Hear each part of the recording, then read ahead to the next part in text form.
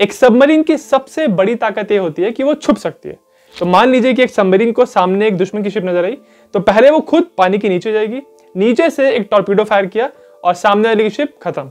आज की तारीख में अगर आपको एक सबमरीन के ऊपर अटैक करना है तो आपके पास बहुत सारी टेक्नोलॉजीज हैं, सोनार है, रडार है, जिसकी वजह से आप सबमरीन को ढूंढ सकते हो कि वो पानी के नीचे कहां पे है। बट 100 साल पहले, हम बात कर रहे हैं वर्ल्ड वॉर 1 के टाइम की, उस समय सबमरीन बिल्कुल नई नई आई थी और पूरी दुनिया भर की नेवीज को पता नहीं था कि सबमरीन को ढूंढना कैसे है, और ढूंढ लिया तो उन पे हमला कैसे करना है। क्योंकि अगर आपको सबमरीन दिखी पानी के ऊपर, आप उस पर हमला करने गए, वो तुरंत पानी के नीचे चली जाएगी, तो आप करोगे क्या? तो इसीलिए जब फर्स्ट वर्ल्ड वॉर में जर्मन्स ने अपनी सबमरीन्स, जिनको वो यू-बोट्स कहते थे, उनको लॉन्च किया ब्रिटिश और फ्रेंच शिप्स के अगेंस्ट, तो एलाइड कंट्रीज के पास कोई जवाब नहीं था। इसीलिए अब एलाइड कंट्रीज में फ्रांस और स्पेशली ब्रिटेन की नेवी का सबसे बड़ा फोकस ये था कि कैसे सबमरीन को ढूंढ के डिस्ट्रॉय किया जाए। और तब आविष्कार हुआ एक ऐसे वेपन का जिसने पहली बार सबमरीन को चैलेंज किया। ये था डेप्थ चार्ज। डेप्थ चार्ज एक अंडर वाटर वेपन है, देखने में एक बैरल की तरह होता है और इसके अंदर बहुत सारा TNT यानी आप कह सकते हैं बारूद भरा होता है। ये डेप्थ चार्जेस काम कैसे करते थे? मान लीजिए कि आप एक शिप पे हैं और आपको बहुत दूर एक सबमरीन नजर आई। अब इससे पहले कि आप अपनी शिप की गन से, तोपों से उस सबमरीन पे फायर कर पाते, वो सबमरीन पानी के नीचे चली गई। अब आपको आइडिया लगाना है, अपना गेस वर्क करना है, कुछ कैलकुलेशंस करना है कि ये सबमरीन अभी कहाँ होगी। मान लीजिए कि आपने सोचा कि मैं भी यहाँ पे हूँ और मेरे आगे 500 मीटर पे सबमरीन है, तो वहां पे आप अपनी शिप लेके जाओगे। वहां जब शिप पहुंच गई तो एक अपने आइडिया से आपको डेप्थ चार्जेस जो हैं अपने शिप के साइड से गिराने होते थे, और बस यही तरीका था डेप्थ चार्जेस से सबमरीन्स पे अटैक करने का। अब ये तरीका देख के आपको शायद एहसास होगा कि कितना मुश्किल था पहले के जमाने में वर्ल्ड वॉर 1 की शिप्स के जो कैप्टन होते थे, उनको ये आइडिया लगाना कि सबमरीन कहाँ पे है और कहाँ पे हमको डेप्थ चार्जेस गिराने हैं।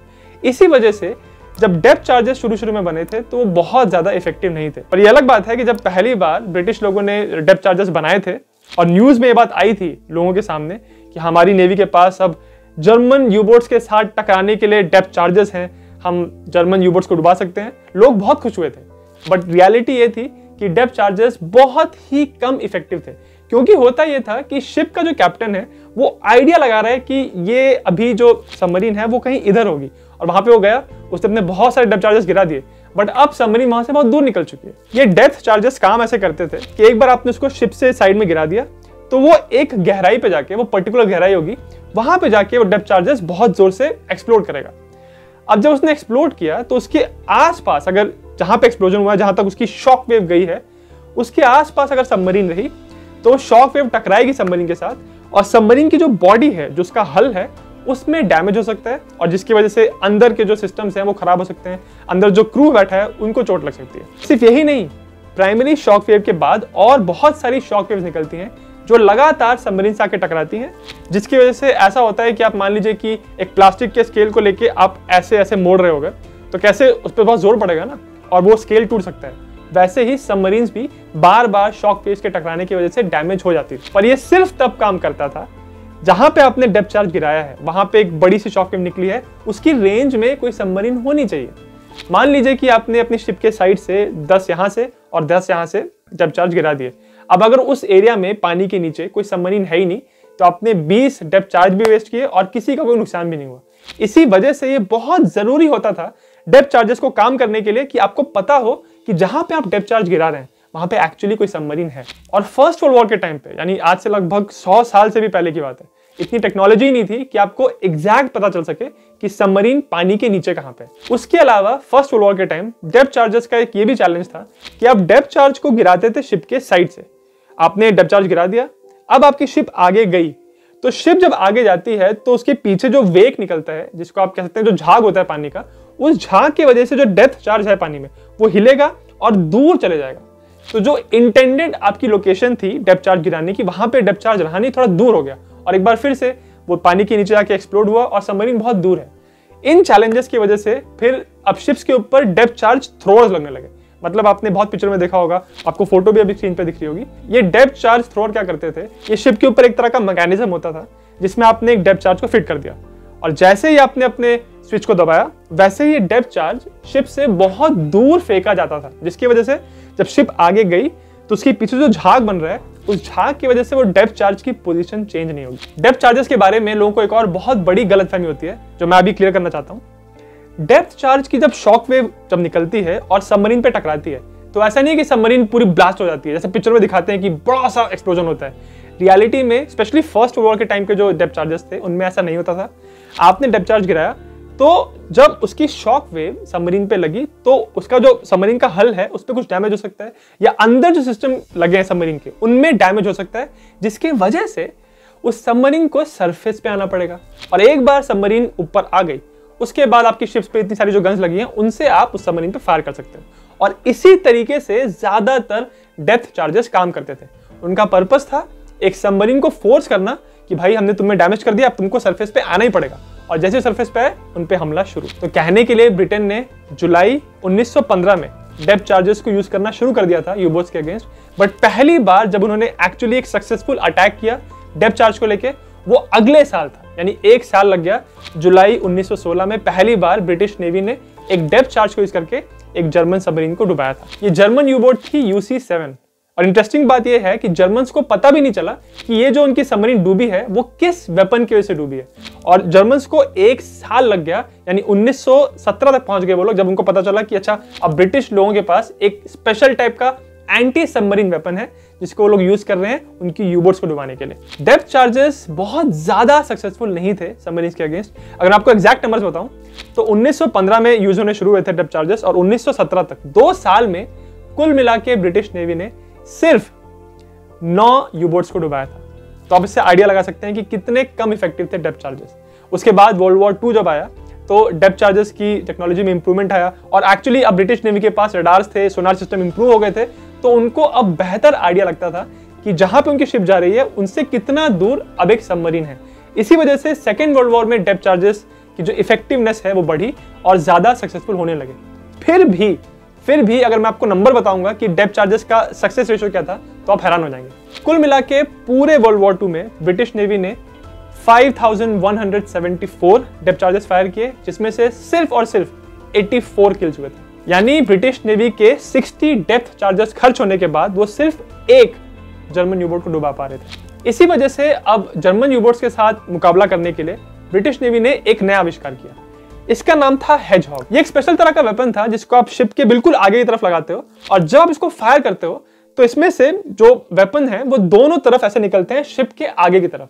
और आपका आइडिया ये है कि आगे सबमरीन है तो वहां पे जाके वो हेजहॉग गिरेगा, और जब वो टच करेगा सबमरीन के साथ, कॉन्टैक्ट फ्यूज मतलब सबमरीन को टच करना जरूरी है, तब एक्सप्लोजन होगा, और इसके बाद जो सबमरीन है या तो वो सरफेस करेगी या फिर वो एक्सप्लोड करके नीचे चली जाएगी। अब अगर डेप्थ चार्जेस को कंपेयर करें हेजहॉग्स के साथ तो हेजहॉग का सक्सेस रेशियो बहुत हाई था। पूरे वर्ल्ड वॉर 2 में ब्रिटिश नेवी ने कुल मिला के 268 हेजहॉग्स फायर किए, जिसमें से उनको 47 किल्स मिले थे। यानी हर 5.7 हेजहॉग पे उनको एक किल मिल रहा था। कहां 60 पे एक, कहां 5.7 पे एक। कितना जबरदस्त इंप्रूवमेंट है। तो ये तो बात हो गई कि फर्स्ट वर्ल्ड वॉर में और सेकेंड वर्ल्ड वॉर में कैसे डेप्थ चार्जेस को अटैक करने के लिए इस्तेमाल किया जा रहा था। अच्छा, जब सेकेंड वर्ल्ड वॉर खत्म हुआ और अब सोवियत यूनियन और यूनाइटेड स्टेट्स में कोल्ड वॉर शुरू हुआ, तो कोल्ड वॉर के टाइम पे डेप्थ चार्जेस का एक नया तरीका सामने आया। अब डेप्थ चार्जेस को सिग्नल के लिए यूज कर रहे थे। तो होता यह था कि मान लीजिए कि आप एक शिप पे बहुत सारे डेप्थ चार्जेस लेके जा रहे हैं और आपको नजर आया कि आगे आपके दुश्मन की, अगर आप सोवियत शिप हैं तो आपको नजर आया कि सामने एक अमेरिकन सबमरीन नीचे है पानी के, तो आपको उसको अगर बताना है कि तुमको सरफेस करना है, तुमको बाहर आके अपने आप को आइडेंटिफाई करना है, तो उसके पास आप सिग्नलिंग डेप्थ चार्जेस गिराओगे।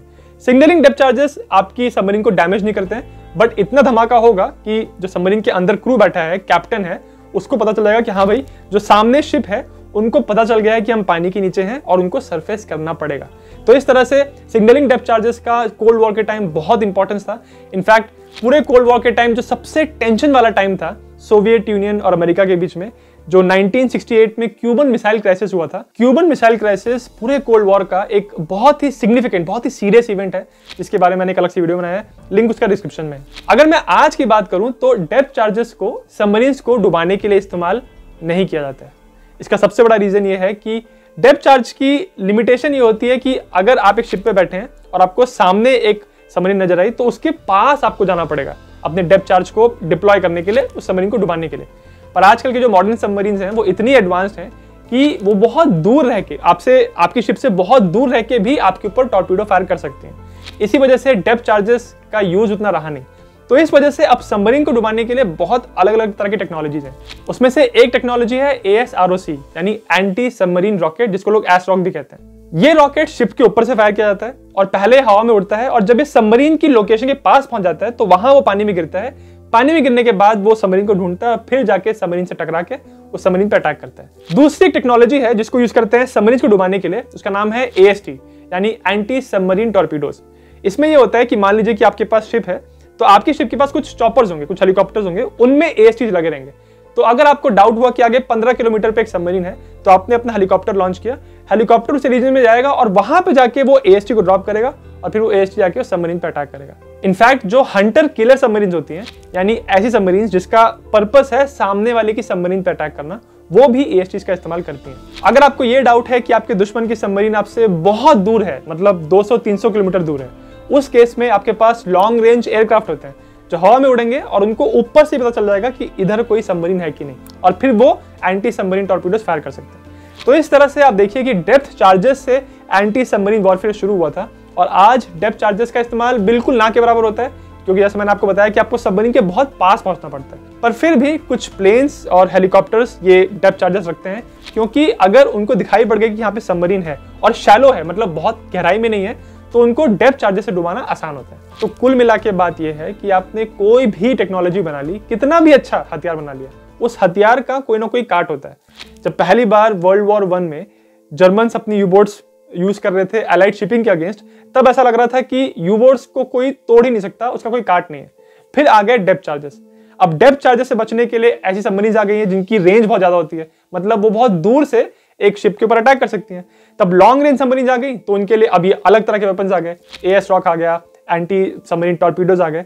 तो इस तरह से जो आप टेक्नोलॉजी बनाते हो उसको काउंटर करने के लिए उससे अच्छा कुछ बन जाता है जो आपकी टेक्नोलॉजी को खराब कर देगा। अगर आपको मिलिट्री एयरक्राफ्ट, सबमरीन शिप्स के बारे में और जानना है तो मुझे कमेंट्स में जरूर बताना, और अगर आपको वीडियो अच्छा लगा तो मेरे चैनल जिज्ञासियम को सब्सक्राइब जरूर करें।